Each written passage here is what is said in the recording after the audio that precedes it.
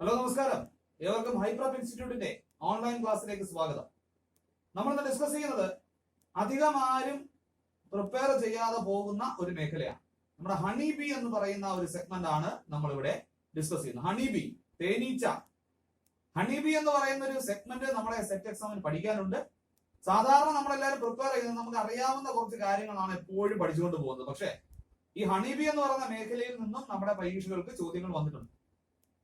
കഴിഞ്ഞ 10 വർഷത്തെ question paper പരിശോധിച്ചു കഴിഞ്ഞാൽ ഈ ഒരു സെഗ്മെന്റിൽ നിന്നും ഏകദേശം 10-11ഓളം ചോദ്യങ്ങൾ ഡയറക്റ്റ് വന്നിട്ടുണ്ട്. ഇൻഡയറക്റ്റ് ആയിട്ടൊക്കെ അല്ലാതെ മറ്റ് സെഗ്മെന്റുകളുമായി ബന്ധപ്പെടുത്തിയും ചോദ്യങ്ങൾ വരാറുണ്ട്. അപ്പൊ അങ്ങനെയുള്ള ഒരു മേഖലയാണ് നമ്മൾ ഇന്ന് ഡിസ്കസ് ചെയ്യുന്നത്, ഹണി ബി എന്ന് പറയുന്ന സെഗ്മെന്റ്. നോക്കാം സുഹൃത്തുക്കളെ, നമുക്ക് ഹണി ബിയിൽ നമുക്ക് എന്തൊക്കെ കാര്യങ്ങളാണ് പഠിക്കാനുള്ളത്. ഹണി ബി അല്ലെങ്കിൽ തേനീച്ച. ഏറ്റവും ആദ്യം നിങ്ങൾ മനസ്സിലാക്കേണ്ടത്, ഈ തേനീച്ചകളെ കുറിച്ചുള്ള പഠനത്തെ നമ്മൾ എന്ത് പേര് വിളിക്കുന്നു? തേനീച്ചകളെ പഠനമെന്നല്ല, അല്ലെങ്കിൽ നമ്മുടെ തേനീച്ചകളെ കൾച്ചർ ചെയ്യുന്ന രീതി, അതാണ് കുറച്ചും കൂടെ ആക്യുറേറ്റ് ആയിട്ടുള്ളത്. പ്രോസസ് ഓഫ് റെയറിംഗ് ഹണി ബീസ്. അങ്ങനെയുള്ള ചോദ്യം നമ്മുടെ സെറ്റ് എക്സാമിന് വന്നിട്ടുണ്ട്. എനിക്കൊന്ന് എല്ലാവർക്കും അത്യാവശ്യം അറിയാവുന്ന ഒരു പോയിന്റ് ആണ് AP കൾച്ചർ. എന്താണ് തേനീച്ച വളർത്തലിനെ നമ്മൾ വിളിക്കുന്ന പേര്? AP കൾച്ചർ എന്നാണ് നമ്മൾ അതിനെ വിളിക്കുന്നത്. എന്താണ് AP കൾച്ചർ? ഇത് തന്നെ ഒരു പ്രീവിയസ് ചോദ്യമാണ്. ഇത് നമുക്ക് എല്ലാവർക്കും അറിയാവുന്ന മേഖലയാണ്. ഇനി നമ്മുടെ ഹണി ബിയെ കുറിച്ച് നമുക്ക് എന്തൊക്കെ കാര്യങ്ങളാണ് പഠിക്കാനുള്ളത്? ഹണി ബി എന്ന് പറയുന്നത് ഏത് ഫൈലത്തിൽ വരുന്നതാണ്? ഹണി ബി എന്ന് പറഞ്ഞു കഴിഞ്ഞാൽ അത് ആർത്രോപോഡ എന്ന് പറയുന്ന ഫൈലത്തിൽ വരുന്നതാണ്. ആർത്രോപോഡ എന്ന് പറയുന്ന ഒരു ഫൈലത്തിൽ വരുന്നതാണ്. നമുക്കറിയാമല്ലോ, ഈ ഇൻസെക്ട് കാറ്റഗറി ഒക്കെ വരുന്നത് ആർത്രോപോഡയിലാണ്. ചിലപ്പോ അങ്ങനെയൊക്കെ ചോദിക്കാം കേട്ടോ.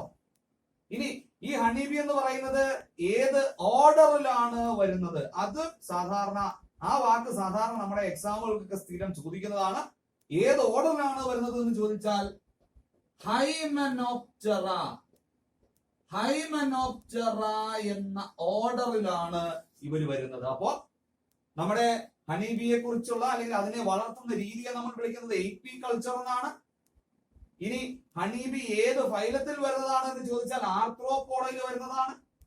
ഇനി നമ്മുടെ ഹണി ബി എന്ന് പറയുന്നത് ഏത് ഓർഡറിൽ വരുന്നതാണെന്ന് ചോദിച്ചു കഴിഞ്ഞാൽ ഹൈമെനോപ്റ്ററയിൽ വരുന്നതാണ്.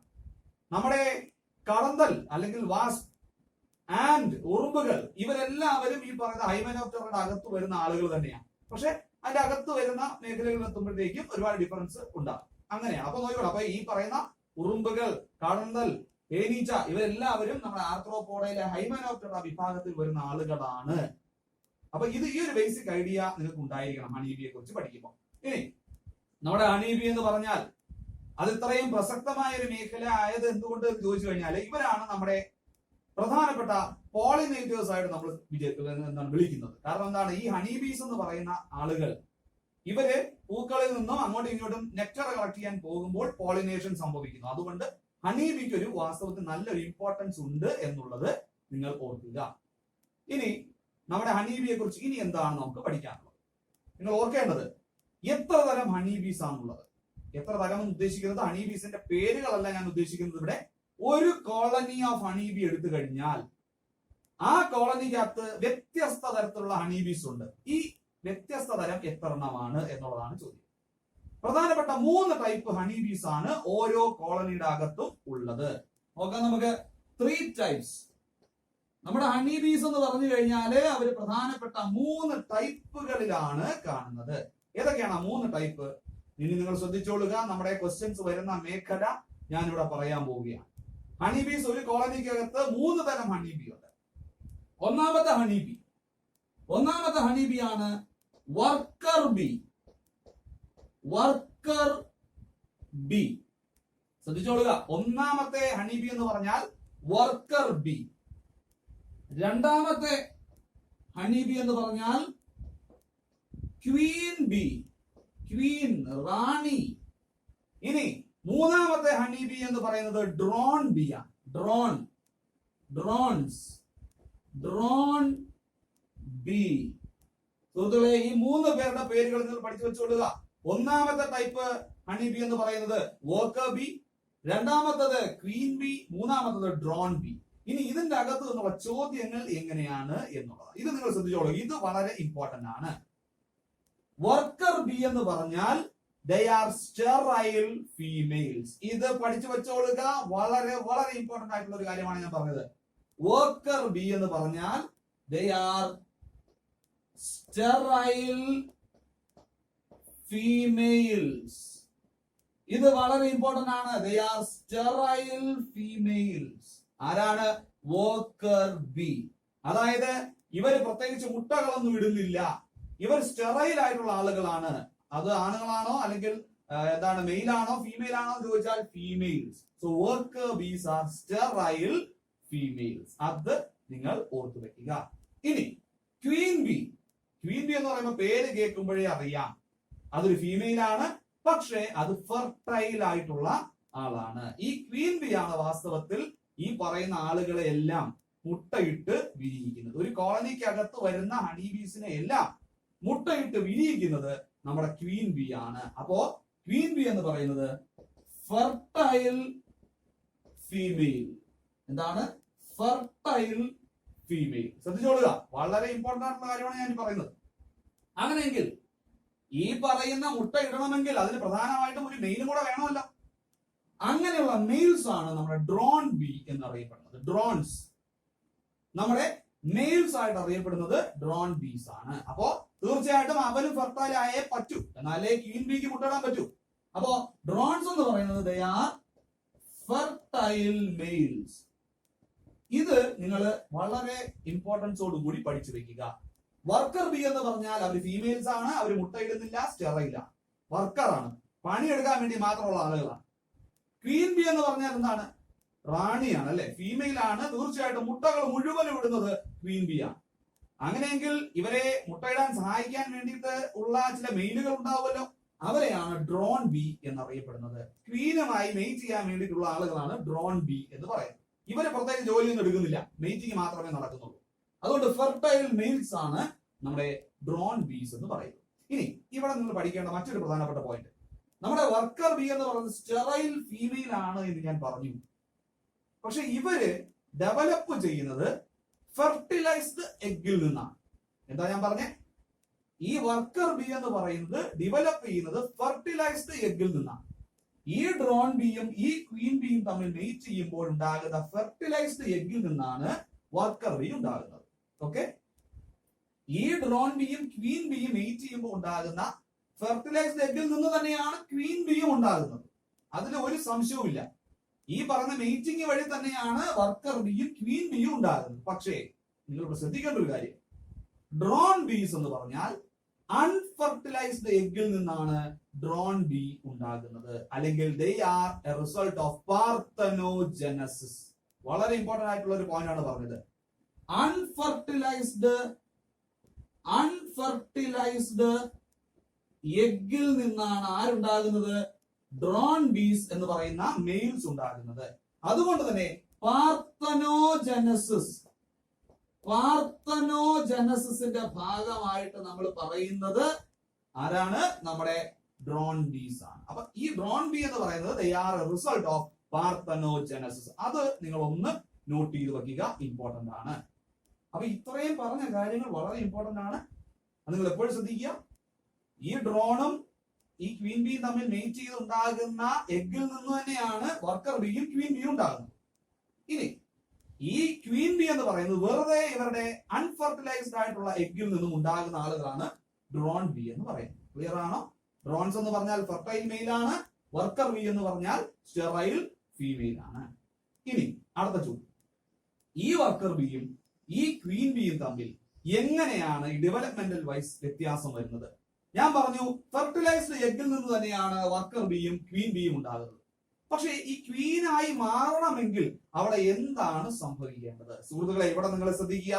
ക്വീനായി മാറണമെങ്കിൽ ഈ പറയുന്ന ബീസിന് ഒരു പ്രത്യേക തരം ഫുഡ് മെറ്റീരിയൽ കിട്ടണം. ആ ഫുഡ് മെറ്റീരിയലിന്റെ പേരാണ് റോയൽ ജെല്ലി. റോയൽ ജെല്ലി, ഇത് വളരെ ഇമ്പോർട്ടൻസ് ഉള്ള ഒരു കാര്യമാണ് ഞാൻ ഇവിടെ എഴുതിയത്. Royal jelly. സുഹൃത്തുക്കൾ, എന്താണ് റോയൽ ജെല്ലി? ഈ 3 വിഭാഗക്കാർക്കും തുടക്കകാലങ്ങളിൽ കൊടുക്കുന്ന ആഹാരമാണ് റോയൽ ജെല്ലി. എന്നോട് ഞാൻ പ്രതിക്കുന്നു, ഈ പറയുന്ന മൂന്നാളുകളും അവരുടെ തുടക്ക കാലങ്ങളിൽ കഴിക്കുന്ന സാധനമാണ് റോയൽ ജെല്ലി. പക്ഷേ ഈ വർക്കർ ബീയും ഡ്രോൺ ബീയും അത് വളരെ തുടക്ക കാലങ്ങളിലേ കഴിക്കുന്നുള്ളൂ. അതിനുശേഷം ഹണിയും പോളൻ ഗ്രീൻസും ഒക്കെയാണ് കഴിക്കുന്നത്, അല്ലെങ്കിൽ പോളനൊക്കെയാണ് കഴിക്കുന്നത്. പക്ഷേ ക്വീൻ ബീ മാത്രം അത് വളരുന്ന കാലം മുഴുവൻ എന്താണ്, റോയൽ ജെല്ലിയാണ് കഴിക്കുന്നത്. അപ്പൊ എന്തുകൊണ്ട് ക്വീൻ ബീ ആയി മാറുന്നു എന്ന് ചോദിച്ചാൽ, ഈ മുട്ട വിരിഞ്ഞു വരുന്ന ആളുകൾ ജീവിതകാലം മുഴുവൻ അല്ലെങ്കിൽ ആ വളരുന്ന സമയം മുഴുവൻ റോയൽ ജെല്ലിയാണ് കഴിക്കുന്നതെങ്കിൽ അത് ക്വീൻ ആയി മാറുന്നു. 1-2 ദിവസം റോയൽ ജെല്ലി കഴിച്ചിട്ട് പിന്നീട് മറ്റ് ഹണിയൊക്കെയാണ് കഴിക്കുന്നതെങ്കിൽ അവരൊന്നെങ്കിൽ വർക്കർ ബീ ആയിട്ട് മാറുന്നു. അപ്പൊ വർക്കർ ബീയും ക്വീൻ ബീയും ആയിട്ടുള്ള വ്യത്യാസം ഇതാണ്. ക്വീൻ ബീ എന്ന് പറയുന്നത് ആകണമെങ്കിൽ എപ്പോഴും റോയൽ ജെല്ലി മാത്രമേ ഇവർ കഴിക്കൂ.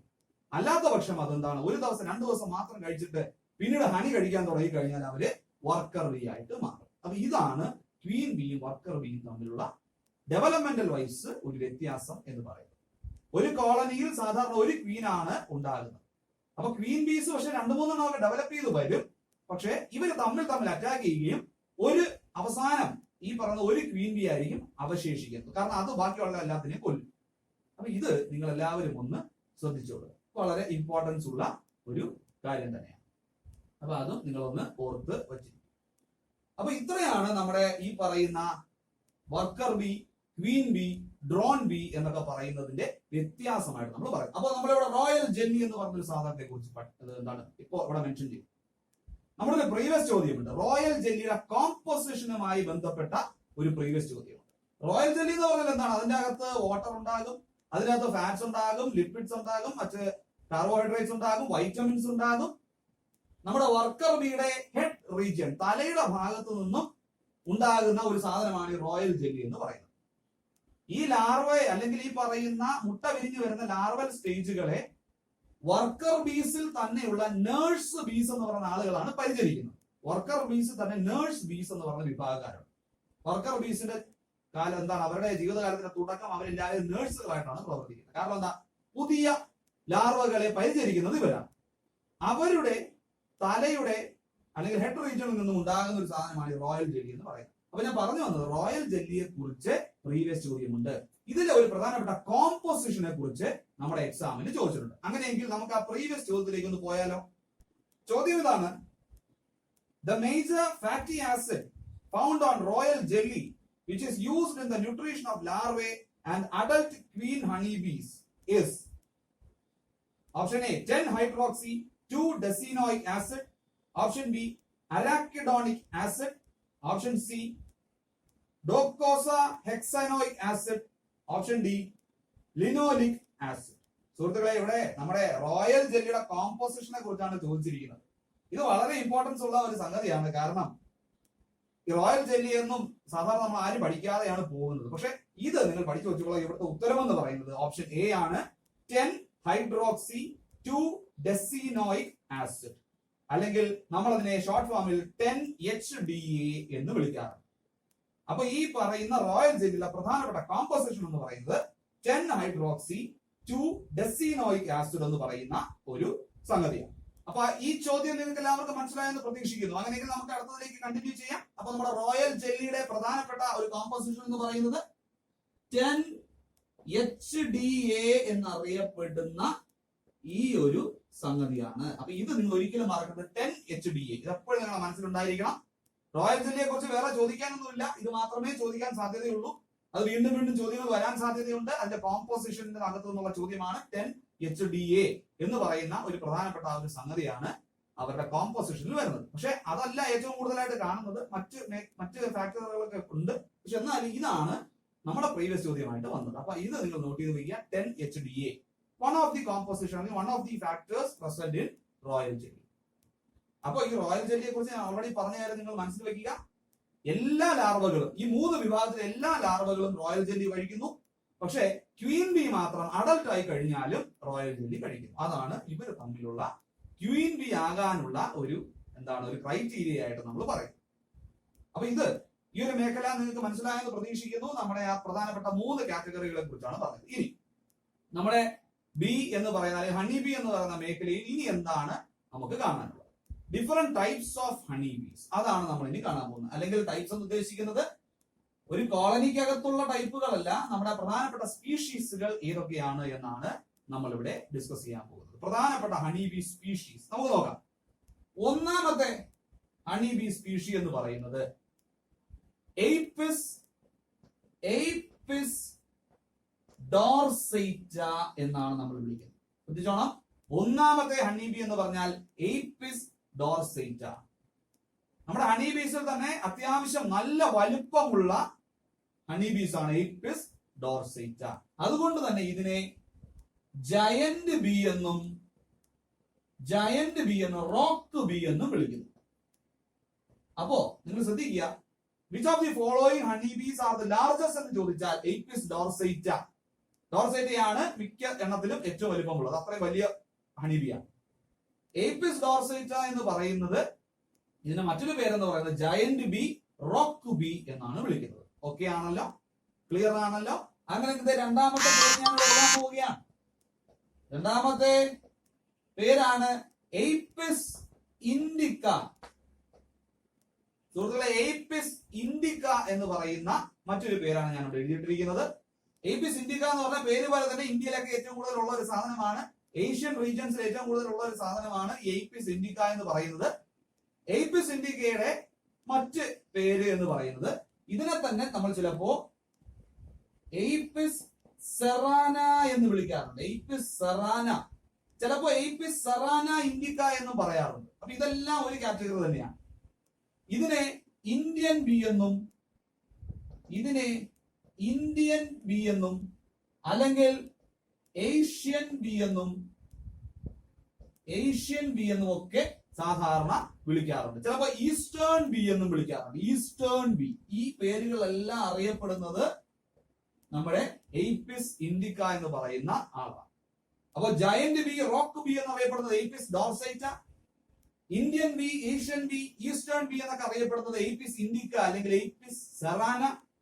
ഇനി അടുത്തത്, ഈ പറഞ്ഞ ഹണി ബീസിൽ ഏറ്റവും കുഞ്ഞൻ അല്ലെങ്കിൽ ഏറ്റവും സ്മോൾ ആയിട്ട് വരുന്ന ഒരു സംഗതി ഉണ്ട്, അതാണ് എയ്പിസ് ഫ്ലോറിയ എന്ന് പറയുന്ന ഒരു പ്രധാനപ്പെട്ട വിഭാഗം. എയ്പിസ് ഫ്ലോറിയ എന്ന് പറയുന്ന ഒരു വിഭാഗം. കാരണം ഇതാണ് ഏറ്റവും ചെറിയ ഹണി ബി ആണ് നമ്മൾ പറയുന്നത്. ലിറ്റിൽ ബി എന്നാണ് നമ്മൾ ഇതിനെ വിളിക്കുന്നത്. കാരണം എന്താ, ഇവന്മാര് ഭയങ്കരമായ ചെറിയ ഒന്നാണ്. അപ്പൊ എയ്പിസ് ഫ്ലോറിയ എന്ന് പറയുന്ന ഒരു വിഭാഗം. ഇനി നാലാമത്തത് എയ്പിസ് മെല്ലിഫറ എന്ന് വിളിക്കുന്ന മറ്റൊരു പ്രധാനപ്പെട്ട ബി ഉണ്ട്. ഇതിനെയാണ് നമ്മൾ യൂറോപ്യൻ ബി അല്ലെങ്കിൽ ഇറ്റാലിയൻ ബി എന്നൊക്കെ അറിയപ്പെടുന്നത് ഈ പറയുന്ന എയ്പിസ് മെല്ലിഫറയെ ആണ്. ഇനി ഇതിന്റെ അകത്ത് നിന്ന് എങ്ങനെയാണ് ചോദ്യം വരുന്നത്?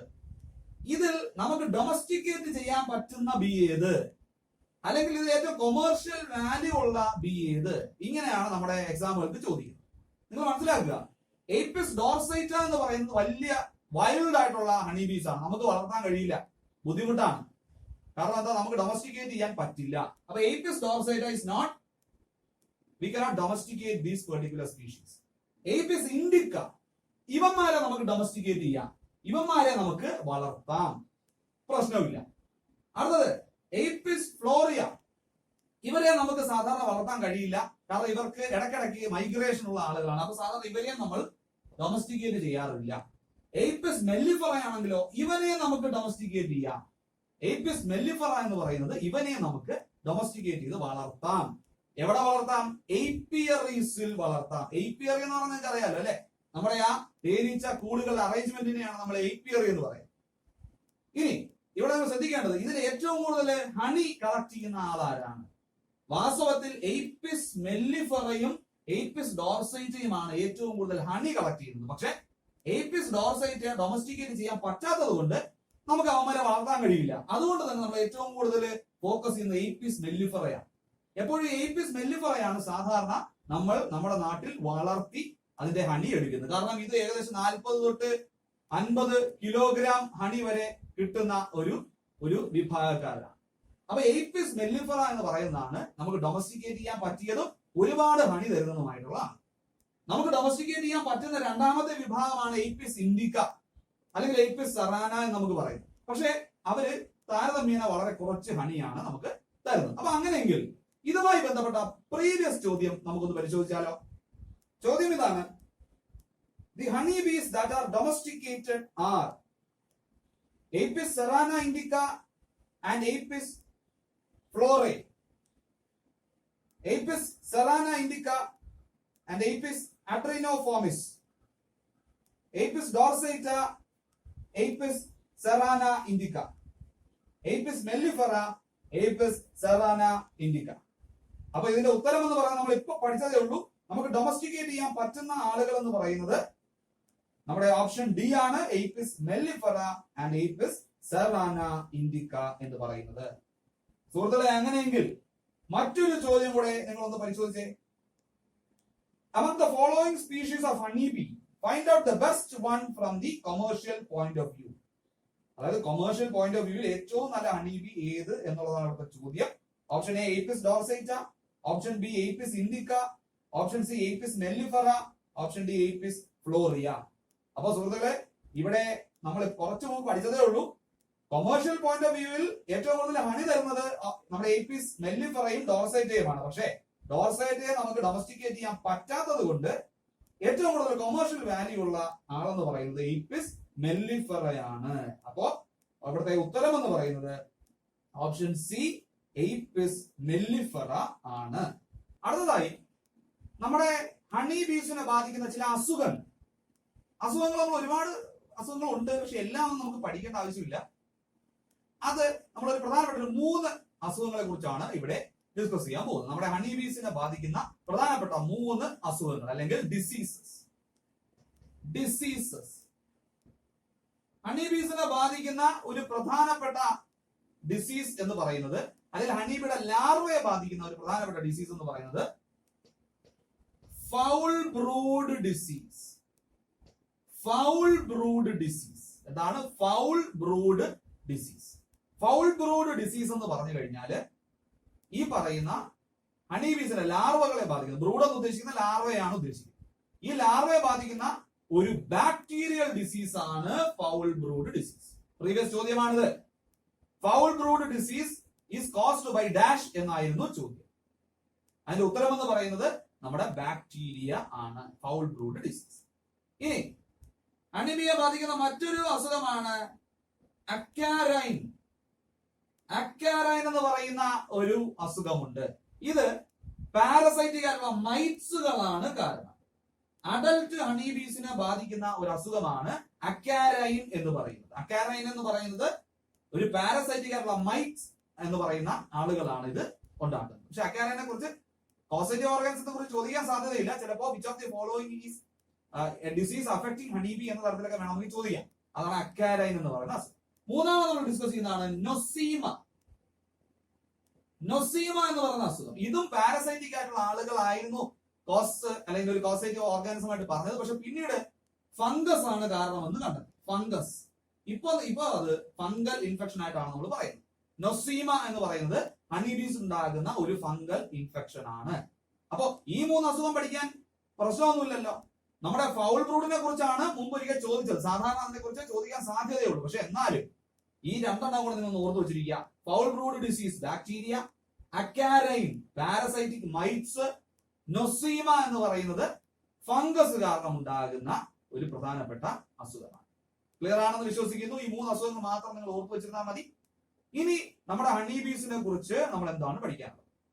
നമുക്കറിയാലോ, ഹണിബീസിന്റെ ഹൈവിനെ കുറിച്ച് അതിൽ 2 വാക്ക് മാത്രം നിങ്ങൾ ഓർത്ത് വെച്ചിരുന്നാൽ. നമ്മുടെ ഹണിബീസിന്റെ ഹൈവുകൾ 2 തരമുണ്ട്. ഈ പറഞ്ഞ ബി ഹൈവിന്റെ അറേഞ്ച്മെന്റിനെ നമ്മൾ വിളിക്കുന്ന ഏപ്പിയറി എന്നുള്ള വാക്കാണ്. ഞാൻ അതോടെ എഴുതുന്നില്ല, നിങ്ങൾക്ക് എല്ലാവർക്കും അറിയാമെന്നാണ് എന്റെ വിശ്വാസം. പക്ഷെ ഈ ബി ഹൈവ് 2 തരത്തിൽ സാധാരണഗതിയിൽ പറയാറുണ്ട്. ഒന്നാമത്തെ ബി ഹൈവ് എന്ന് പറഞ്ഞാൽ ലാൻസ്ട്രോത്ത് ഹൈവ്. ലാൻസ്ട്രോത്ത് ഹൈവ് ഒന്നാമത്തെ തരത്തിലുള്ള ബി ഹൈവ് എന്ന് പറഞ്ഞാൽ ലാൻസ്ട്രോത്ത് ഹൈവ്. രണ്ടാമത്തെ തരത്തിലുള്ള ബി ഹൈവ് എന്ന് പറഞ്ഞാൽ ന്യൂട്ടൺ ഹൈവ്. സുഹൃത്തുക്കളെ, ഈ വാക്കുകളൊക്കെ നിങ്ങൾ ആദ്യമായിട്ടായിരിക്കും മിക്ക ആളുകളും കേൾക്കുന്നത്. കാരണം ഹണിബി ഒന്നും നമ്മൾ ആരും പ്രിപ്പയർ ചെയ്ത് പോകുന്നതല്ല. പക്ഷേ കഴിഞ്ഞ പ്രീവിയസ് ചോദ്യങ്ങൾ നിങ്ങൾക്ക് കണ്ടു കഴിഞ്ഞാൽ മനസ്സിലാകും ഹണിബി എന്ന് പറയുന്നതിനെ കുറിച്ച് ചോദ്യങ്ങൾ വന്നിട്ടുണ്ട്. ഈ പറയുന്ന ഹൈവുകളെ കുറിച്ചൊക്കെ നമ്മുടെ സിലബസിൽ പറഞ്ഞിട്ടുണ്ട്. അപ്പൊ ഇതൊക്കെ പ്രിപ്പയർ ചെയ്തിട്ട് വേണം പോകാൻ. ഓക്കെ, അപ്പൊ പ്രധാനപ്പെട്ട 2 ടൈപ്പ് ഹൈവ് എന്ന് പറയുന്നത്, ഒന്ന് ലാങ്സ്ട്രോത്ത് ഹൈവ്, 2 ന്യൂട്ടൺ ഹൈവ്. ആ ഹൈവിലെ അറേഞ്ച്മെന്റിന്റെ ബേസിസിലാണ്. ചിലതിന് അടിയിൽ ഒരു ചേംബർ ഉണ്ടാകും. ഈ ന്യൂട്ടൺ ഹൈവിൽ കുറച്ചുകൂടെ സ്ലോപ്പിംഗ് റൂഫ് ആയിരിക്കും ഉള്ളത്. ആ ബി ഹൈവിന്റെ അറേഞ്ച്മെന്റിന്റെ ബേസിസിലാണ് ഈ 2 എണ്ണം പറയുന്നത്, Langstroth hive, Newton hive. Bee keeping എന്ന് പറയുന്ന ആശയം മുന്നോട്ട് കൊണ്ടുവരുന്നത് തന്നെ ലാങ്സ്ട്രോത്ത് എന്ന് പറയുന്ന ഒരു മനുഷ്യനാണ്. ലാങ്സ്ട്രോത്ത് ആണ് ബീ കീപ്പിംഗ് എന്ന് പറയുന്ന ഒരു ആശയം മുന്നോട്ട് കൊണ്ടുവരുന്നത്. അപ്പൊ അദ്ദേഹത്തിന്റെ പേരാണ് ലാങ്സ്ട്രോത്ത്. അദ്ദേഹമാണ്, അല്ലെങ്കിൽ അദ്ദേഹത്തിന്റെ പേരിലാണ് ഈ ഒരു ഹൈവിനെ നമ്മൾ വിളിക്കുന്നത്. അപ്പൊ ലാങ്സ്ട്രോത്ത് ഹൈവ് എന്താണെന്ന് നമ്മൾ അറിഞ്ഞു, ന്യൂട്ടൺ ഹൈവ് എന്താണെന്ന് നമ്മൾ അറിഞ്ഞു. അതിന്റെ അറേഞ്ച്മെന്റിന്റെ ഡീറ്റെയിൽസ് നമുക്ക് വേണ്ട, ഈ 2 പേരുകൾ മാത്രം നിങ്ങളൊന്ന് മനസ്സിൽ വച്ചിരിക്കുക. അപ്പോ നമ്മുടെ ഹണി ബീസിന്റെ ഹൈവിനെ കുറിച്ച് നമ്മൾ ഡിസ്കസ് ചെയ്യും. നോക്കൂ, നമ്മൾ എവിടെ തുടങ്ങിയതാണ്? ആ ഏറ്റവും സിമ്പിൾ ആയിട്ടുള്ള നമുക്ക് അറിയാവുന്ന കാര്യങ്ങളിൽ നിന്നും തുടങ്ങി ഈ മേഖലയിലേക്ക് എത്തിയിരിക്കുക. ഇനി നമ്മുടെ ഹണി ബീസിനെ കുറിച്ച് മറ്റൊരു പ്രീവിയസ് ചോദ്യമുണ്ട്. Honey bee communication is usually through which type എന്നതായിരുന്നു ഒരു പ്രീവിയസ് ചോദ്യം എന്ന് പറയുന്നത്. ഹണി ബീസ് സാധാരണ കമ്മ്യൂണിക്കേറ്റ് ചെയ്യുന്നത് എങ്ങനെയാണ് എന്നുള്ളതാണ്. ഒരുപാട് ടൈപ്പ് ഓഫ് കമ്മ്യൂണിക്കേഷൻ ഉണ്ട്, പക്ഷെ പ്രധാനമായിട്ട് അവർ ചെയ്യുന്നത് വാഗിൾ ഡാൻസ്. ഇതൊരിക്കലും നിങ്ങൾ മറന്നുകൂടാ, വാഗിൾ ഡാൻസ്. അതായത് ഏത് വശത്തുള്ള എത്ര ഡിസ്റ്റൻസിലുള്ള ഫ്ലവറില് നെക്ടർ ഉണ്ട് എന്ന് ഒരു ഹണി ബി മറ്റുള്ള ആളുകളെ വിളിച്ചറിയിക്കുന്നത് വാഗിൾ ഡാൻസിന്റെ സഹായത്തോടു കൂടിയാണ്. വാഗിൾ ഡാൻസിന്റെ സഹായത്തോടു കൂടിയാണ്. പക്ഷെ നമ്മുടെ പ്രീവിയസ് ക്വസ്റ്റ്യനിൽ വാഗിൾ എന്നുള്ള വാക്കില്ല, ഡാൻസ് എന്ന് മാത്രമേ ഉണ്ടായിരുന്നു. ഈ ഹണി ബീസ് ഇങ്ങനെ വൈബ്രേറ്റ് ചെയ്യും. വൈബ്രേറ്റ് ചെയ്യുന്ന ആംഗിളിന്റെ ബേസിസിലാണ് എത്ര ആംഗിളിലാണ് ആ പൂ നിൽക്കുന്നത് എന്ന് ഉള്ള കമ്മ്യൂണിക്കേഷൻ.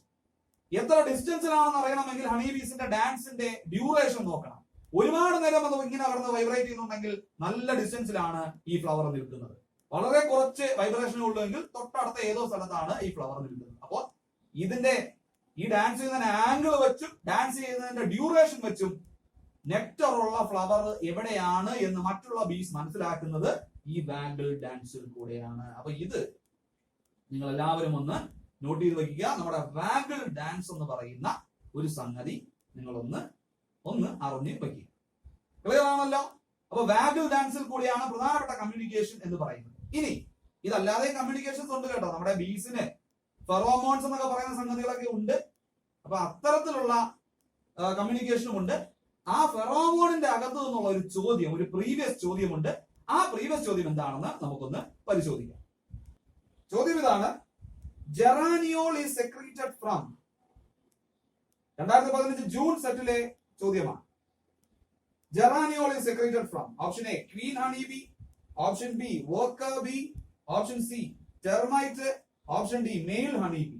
സുഹൃത്തുക്കളെ, നമ്മളൊരു ലോജിക് ഉപയോഗിച്ച് ചിന്തിച്ചാൽ ഈ ഹണി ബി അല്ലെങ്കിൽ നമ്മുടെ ക്വീൻ ഹണി ബിക്ക് പ്രത്യേകിച്ച് ഇത്തരത്തിലുള്ള കമ്മ്യൂണിക്കേഷൻ ആവശ്യം ഇല്ല എന്നല്ല, ഉണ്ട്. പക്ഷെ എന്നാലും ഇങ്ങനെ ഒരു ആവശ്യമില്ല, അല്ലെങ്കിൽ ഉടനെ ഉള്ള ഒരു അത്യാവശ്യ ഘട്ടം അവർക്കില്ല. മെയിൽ ഹണി ബിയെ സംബന്ധിച്ചും അവർ ഡ്രോൺസ് ആണ്, ഫുഡിനെ പറ്റി അവർക്ക് ചിന്തിക്കേണ്ട കാര്യമില്ല. കാരണം പണി മൊത്തം എടുക്കുന്നത് വർക്കർ ബി ആണ്.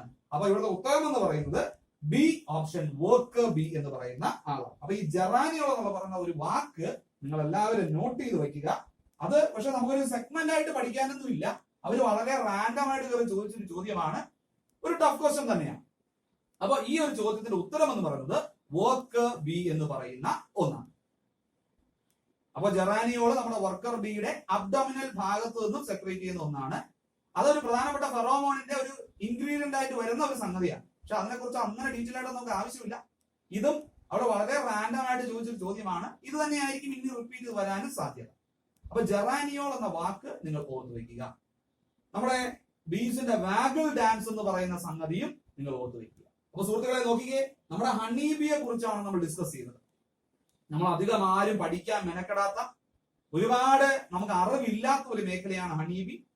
ഈ ഒരു സെഗ്മെന്റിൽ നമ്മുടെ എക്സാമിന് വേണ്ടുന്ന കാര്യങ്ങളെല്ലാം ഞാൻ പറഞ്ഞിട്ടുണ്ട്. എവിടെ തുടങ്ങിയതാണ്? AP culture. ഹണി ബീസ് വരുന്നത് ആർത്രോപോഡ എന്ന് പറയുന്ന ഫൈലം, ഹൈമനോപ്റ്ററ എന്ന് പറയുന്ന ഓർഡർ. 3 തരം ഹണി ബി ഉണ്ട്: worker B, Queen B, drone B. അത് നിങ്ങൾക്ക് അറിയാം. അതിന്റെ ഡീറ്റെയിലുകൾ നിങ്ങൾ ഓർത്ത് വെച്ചോളുക. നമ്മുടെ പരീക്ഷയ്ക്ക് ഇമ്പോർട്ടന്റ് ആണ്. ഏത് എഗ്ഗിൽ നിന്നുണ്ടാകുന്നു, അല്ലെങ്കിൽ ഇവർ എന്ത് തരത്തിലുള്ള ആളുകളാണ്, സ്റ്റെറൈലാണോ ഫെർട്ടൈലാണോ, അത് നിങ്ങൾ പഠിച്ചു വെക്കുക. പാർത്തനോജനസിന്റെ ഫലമായിട്ടുണ്ടാകുന്ന ആളാരാണ്? നമ്മുടെ ഡ്രോൺ ബീസ് ആണ്, അല്ലെങ്കിൽ നമ്മുടെ ഫെർട്ടൈൽ ആയിട്ടുള്ള മെയിലുകളാണ് എന്നുള്ളത് നിങ്ങൾ ഓർക്കുക. സാധാരണ നിങ്ങൾ ഈ സ്റ്റെറൈൽ എന്ന് കേൾക്കുമ്പോൾ നിങ്ങൾ വിചാരിക്കും അതാണ് പാർത്തനോജനസ്. അല്ല, അവര് സ്റ്റെറൈൽ ആണെന്നേ ഉള്ളൂ, പക്ഷെ അവര് ഫെർട്ടിലൈസ്ഡ് എഗ്ഗിൽ നിന്നാണ് ഉണ്ടാകുന്നത്. അപ്പൊ അങ്ങനെയുള്ള കാര്യങ്ങൾ നിങ്ങൾക്ക് മനസ്സിലായല്ലോ. റോയൽ ജെല്ലിയെ കുറിച്ച് ചോദ്യങ്ങൾ ചോദിച്ചു, അല്ലെങ്കിൽ ഒരു പ്രീവിയസ് ചോദ്യം ഉണ്ടായിരുന്നു, നമ്മൾ കണ്ടു. അത് നമ്മുടെ 10HDA എന്ന് പറയുന്ന ഒരു കോമ്പോസിഷൻ അതിന്റെ അകത്തുണ്ട്, അതിനെ കുറിച്ചായിരുന്നു നമ്മുടെ പ്രീവിയസ് ചോദ്യം. പിന്നെ ടൈപ്സ് ഓഫ് ഹണി ബീസ് നിങ്ങൾ പഠിച്ചു വെക്കുക. ഇത് ഇത്രയും മാത്രം ഞാൻ പഠിച്ചാൽ മതി കേട്ടോ. ഇതല്ലാതെ നമ്മുടെ പ്രീവിയസ് ചോദ്യത്തിൽ മറ്റു 1-2 ഓപ്ഷനുകളൊക്കെ ഉണ്ടായിരുന്നു, അതൊന്നും നിങ്ങൾ പഠിക്കാൻ മെനക്കെടണ്ട. കാരണം അതല്ല ഇമ്പോർട്ടൻസ്, അവർ ജസ്റ്റ് അത് നിങ്ങളെ ഡിസ്ട്രാക്ട് ചെയ്യാൻ വേണ്ടി കൊണ്ട് വച്ചിരിക്കുന്നതാണ്. ഇത്രയും സംഗതികൾ ഈ പറയുന്ന 4 വരെ പഠിച്ചാൽ മാത്രം തന്നെ നിങ്ങൾക്ക് ഉത്തരം എഴുതാൻ പറ്റും. അത് ഡൊമസ്റ്റിക്കേറ്റ് ചെയ്യാൻ പറ്റുന്നത് ഏത്, അല്ലെങ്കിൽ കൊമേഴ്ഷ്യൽ വാല്യൂ ഉള്ളത് ഏത് എന്ന് നമുക്കറിയാം. എയ്പ്പിസ് മെല്ലിഫെറയാണ് ഏറ്റവും കൂടുതൽ നമ്മൾ ഉപയോഗിക്കുന്നത്. ഇനി ആ ഹണി ബീയെ ബാധിക്കുന്ന ഡിസീസുകൾ, അതിൽ നിന്നും ചോദ്യങ്ങൾ ഉണ്ടായിട്ടുണ്ട്. ഒരുപാട് ഡിസീസുകളൊന്നും പഠിക്കേണ്ട, ഈ 3 നിങ്ങൾ ഓർത്തിരുന്നാൽ മതി. ഫൗൾ ബ്രൂഡ്, അക്കാരൈ, നൊസീമ എന്ന് പറയുന്നത് അതിന്റെ പോസിറ്റീവ് ഓർഗാനിസം ഓർത്ത് വയ്ക്കുക. അടുത്തത് types of bee hives, Langstroth hive, Newton hive എന്നൊക്കെ പറയുന്നത് അതിന്റെ ഉദാഹരണങ്ങളാണ്. പിന്നീട് ഹണിബിയുടെ കമ്മ്യൂണിക്കേഷൻ എങ്ങനെയാണ് എന്നുള്ള ഒരു സംഗതി നിങ്ങൾ നോക്കി വെക്കുക. അത് ഡാൻസിങ്ങിലൂടെയാണ്. ആ ഡാൻസിനെ നമ്മൾ എന്ത് പേരാ വിളിക്കുന്നത്? വാഗിൾ ഡാൻസ് എന്നാണ് നമ്മൾ അതിനെ വിളിക്കുന്നത്. അപ്പൊ സുഹൃത്തുക്കളെ, ഇതൊരു ഇൻട്രസ്റ്റിംഗ് ആയിട്ടുള്ള മേഖലയാണ്. നമുക്ക് അധികം ഒന്നും അവൈലബിൾ ആയിട്ടുള്ള ഒരു സംഗതിയല്ല, പക്ഷെ നമ്മുടെ എക്സാമുകൾക്ക് ചോദ്യം വന്നിട്ടുണ്ട്. അപ്പൊ പ്രീവിയസ് ചോദ്യങ്ങളൊക്കെ കണ്ടപ്പോൾ നിങ്ങൾക്ക് മനസ്സിലായിട്ടുണ്ടാവും. അങ്ങനെയെങ്കിൽ നമുക്ക് മറ്റൊരു സെഗ്മെന്റുമായിട്ട് മറ്റൊരു ദിവസം നമുക്ക് മീറ്റ് ചെയ്യാം. അപ്പോൾ ആദ്യമായിട്ടാണ് ഈ വീഡിയോ നിങ്ങൾ കാണുന്നത് എങ്കിൽ നമ്മുടെ ചാനൽ സബ്സ്ക്രൈബ് ചെയ്യുക. നിങ്ങൾക്ക് ഈ വീഡിയോ ഇഷ്ടപ്പെട്ടെങ്കിൽ ലൈക്ക് ചെയ്യുക, ഷെയർ ചെയ്യുക, ആ നോട്ടിഫിക്കേഷന് വേണ്ടിയിട്ടുള്ള ബെൽ ഐക്കൺ അമർത്തുക. അപ്പോൾ നമുക്ക് മറ്റൊരു സെഗ്മെന്റുമായിട്ട് മറ്റൊരു ദിവസം മീറ്റ് ചെയ്യാം. All the best.